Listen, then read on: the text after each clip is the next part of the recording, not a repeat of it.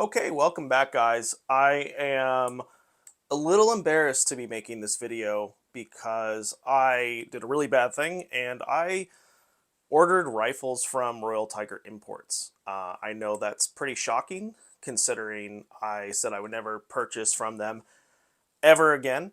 So I ended up taking the proverbial dice roll, if you will, with their products. They've gotten a lot of complaints over the last couple years. I had a really bad interaction with them in 2020, said I would never buy from them again. They are known for listing their products, the condition of their products poorly. They're known for removing negative reviews. I think their customer service has gotten a little bit better over the last couple of years, but I haven't really experienced that before. So what I did was I decided to order 3 rifles from them. And there's a little bit of science to this. One of them is I ordered 3 rifles. So first was a Moschetto 91, and these are from Italy. So it's not like they're going to be in terrible condition. These rifles from Italy are from sort of like the national, I think, police armories that have been kind of sitting there. They're probably in fine condition. I've gotten a couple from that shipment too, from other companies that have also kind of gotten in on the Moschetto Carcano action, if you will. So I'm confident that's fine. For 150 bucks for a rifle from a Millsap World War II era rifle, that's not bad. So decided to just grab one of those. Now the other two is I got an M95 Mannlicher, and that's in the original 8x50 rimmed cartridge. I know that it's probably going to not be in the greatest condition. Here's the thing. For 150 bucks, 160 bucks, I just wanted a example of one to have in my collection. I didn't want one that is going to be in like super great condition. So I realized that like I could have probably spent a couple $100 extra to get one that's I can actually see myself. And I highly recommend that people that are into collecting that want like a good example to either shoot or have in their collection, that they're willing to basically see themselves, just spend a couple hundred extra dollars and find one on Gunbroker, but you are going to spend a little bit extra money. In my case, I'm willing to take a gamble for 150 bucks to see one, even if it's not in great condition. Just having a cheap one in my collection as a reference is all I care about. Same with the other rifle that I picked up, which is a Vetterli. I think it's 1870/87/15, which is chambered in 6.5 Carcano. I've heard that they're in okay condition, so I figured, why not pick one up? So anyway, I'm going to stop talking. I'm going to start opening these boxes. Again, I think because this is the smallest box, it's probably going to be the Moschetto.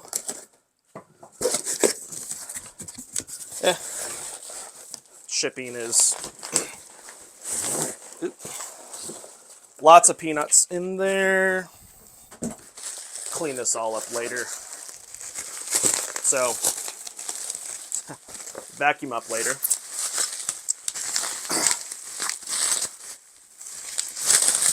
And like I said, a lot of the Carcanos that are coming in through RTI are, again, the Moschettos are from Italy, and it even says that in the description, while all the other ones are from Ethiopia, and those are the ones that are completely junk through, and I wouldn't even waste time on those. You can, for an extra $100, you can probably find 9128s, 9124s, even long rifles for a good price on Gunbroker. So I'm not going to waste, getting a shot at one from RTI. Cool. This is actually a 1916 dated Brescia. It's not in bad condition. Let's go ahead and check the bolt to make sure that there's a little bit of pitting. You guys can kind of see that. I'll try to swing it across. And we've got one of the slide, sort of early style slide bayonets here. So the Moschettos are pretty cool. They got the underfolding bayonet. So yeah, pre World War I era Brescia. It's not bad, actually. Q series. Like I said, it's got some pitting on it. Let's. I'm expecting the barrel to be. That's pretty good condition. Yeah. Make sure the front sights work, or the rear sights slides work on that. Works pretty well. Doesn't look like there's any screws missing. And I don't know if you guys can see it. There is a nice little. There is a nice little cartouche roundel on the buttstock here. I don't know what it says. It's kind of like half there, but I think it might say Rome something on it. This might be, it looks like at one point it was maybe refurbished.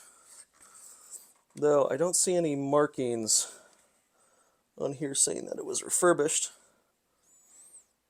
16 dated. Like I said, there's a little bit of spot pitting on here. But this is what you're going to expect from RTI's Moschettos. Pretty standard. So pretty happy with that. Can't beat 150 bucks for one of these. So, cool. Yeah, I was going to say, the interesting thing about this is that this is sort of the early style. Bayonet release was the slide, and then the front sights, and then they switched to the button release later on. I forget which year they changed over, but not bad. Can't complain about that. World War I era. Russia. Let's keep rolling with this.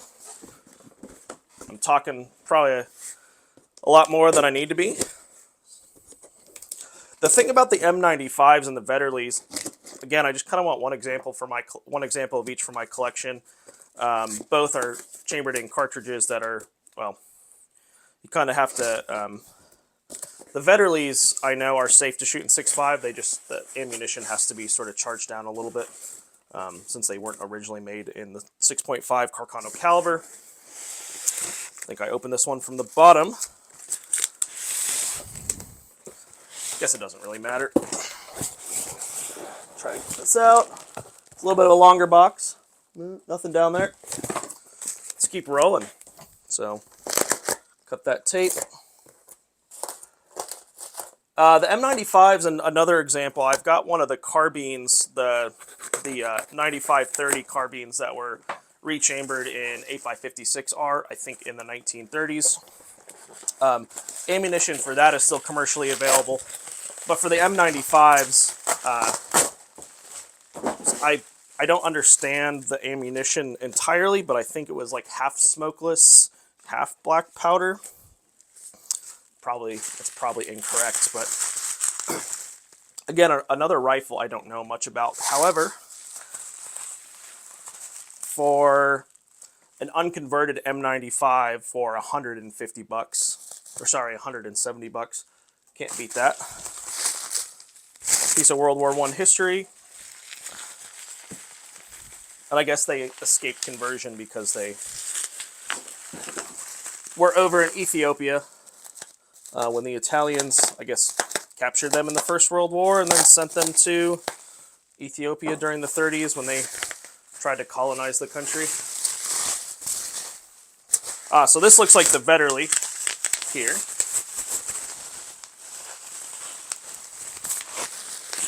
Yeah. Good thing they bubble wrapped it to the point where it's kind of annoying to take off. These are going to be covered in definitely more grime.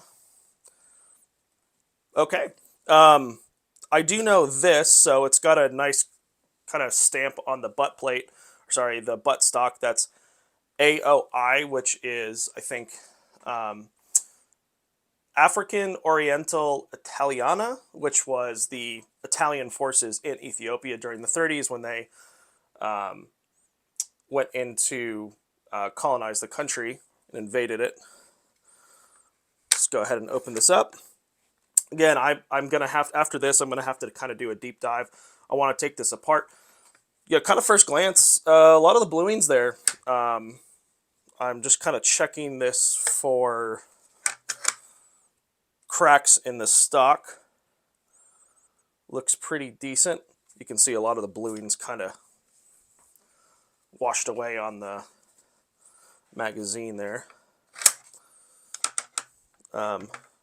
This is kind of loose. I don't know if that's supposed to be like that. I know there's this garnish, this rail right here is supposed to kind of keep this in line. Really don't know enough about these Vetterli systems. So anyway, let me give you guys a long view of this. Make sure I don't bump into the side over there. So yeah, I mean, it doesn't look like anything's missing. There's not a terrible amount of things missing. Like, let me just check the rear sights. Depress the button here. I don't know if they go all the way forward or if they're supposed to go all the way forward. I'm not going to press that too much. It is Otori Annunziato. Mispronounced that probably.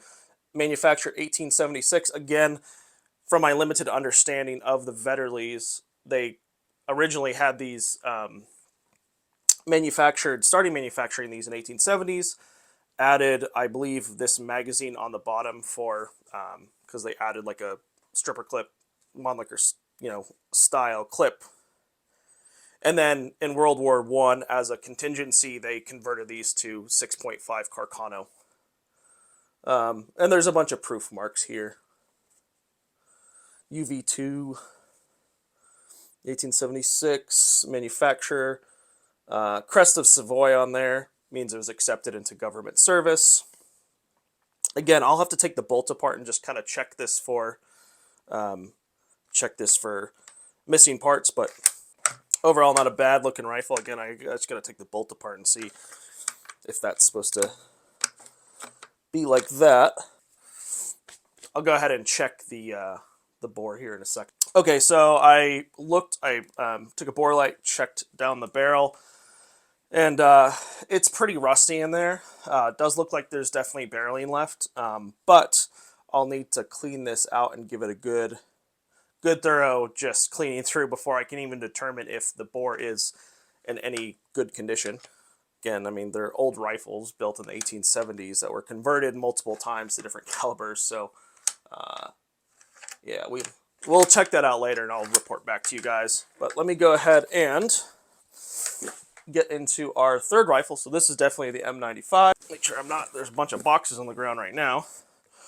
Again, my excuse here for buying from RTI is that instead of paying $300 or $400 for a good example, I'm okay with a lower, poorer quality example, and I know that I'm going to get what I get. Again, we're rolling that RTI die.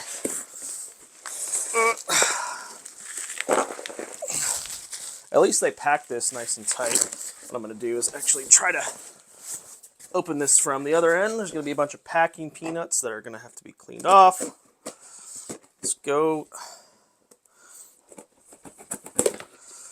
Probably easier to open it from the rear end anyway, so my face isn't against the muzzle.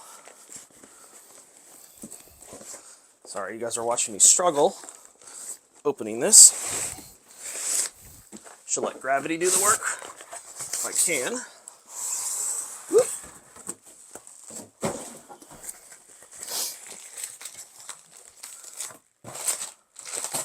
Oh, and these are also supposed to come with clips. I'll have to check for the clip in the on the sale they did. Yep, M95, little Mannlicher style clip here.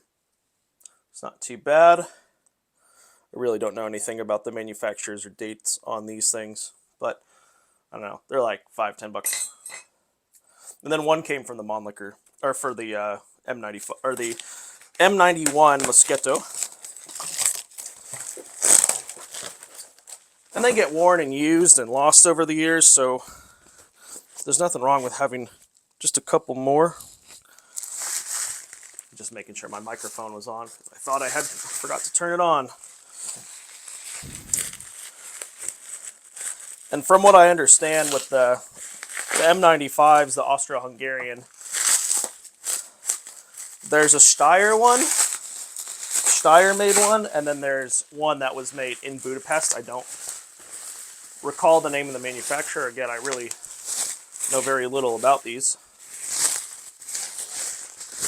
try to give you guys the best visuals possible.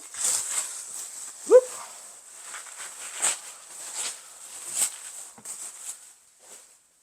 Okay, so go ahead and open that bolt. Woo, nice and sticky.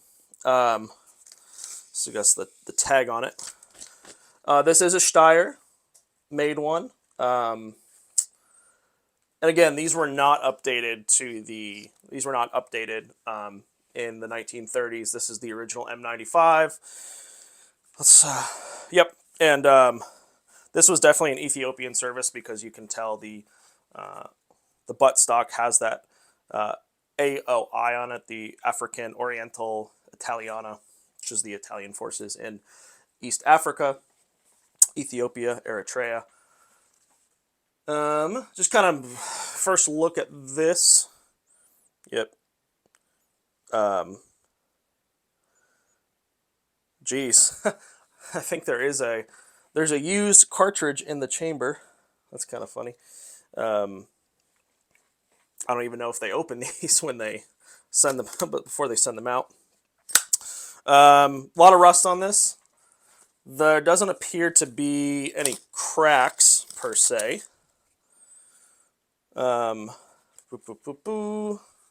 Which is always good. There is quite a bit of the front handguard is definitely seen some good use. A lot of rust. Not a lot of bluing left on this. It's just caked in dirt. I mean, it's been sitting in Africa for, gosh, 60, 70, 80 years now.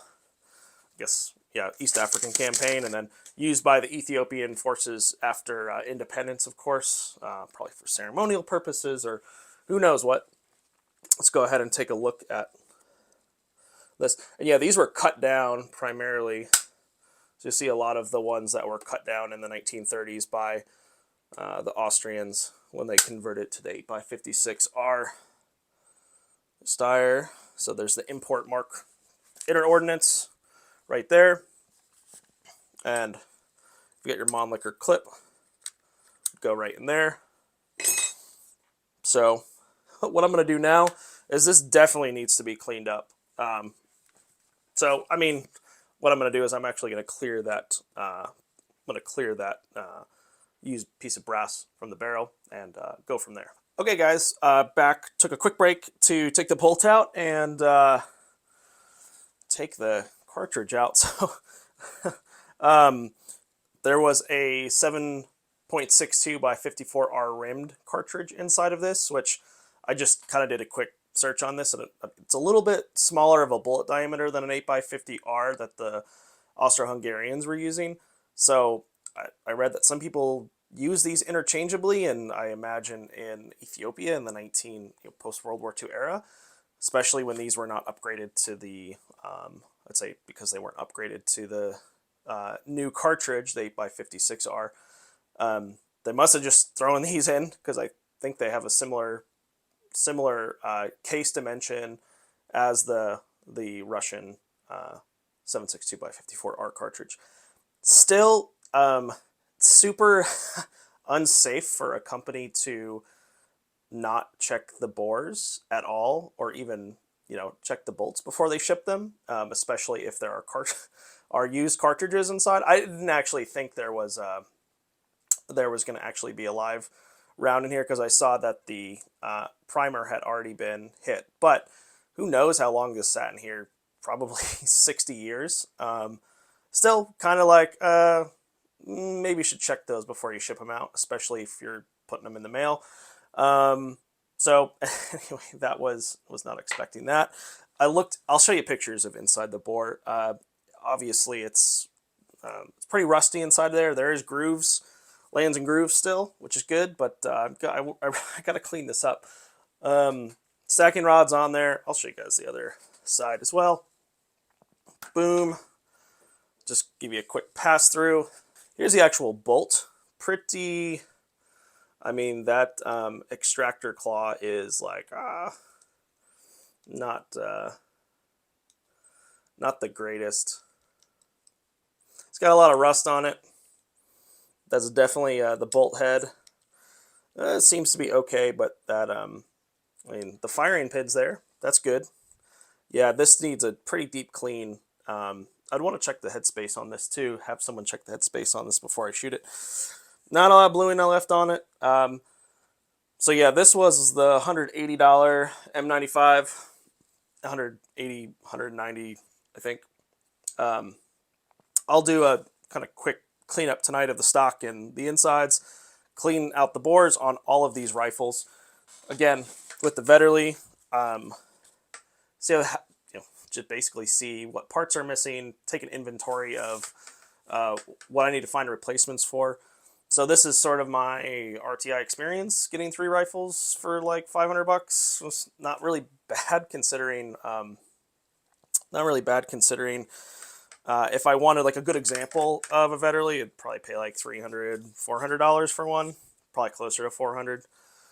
Again, just wanted one example in my collection.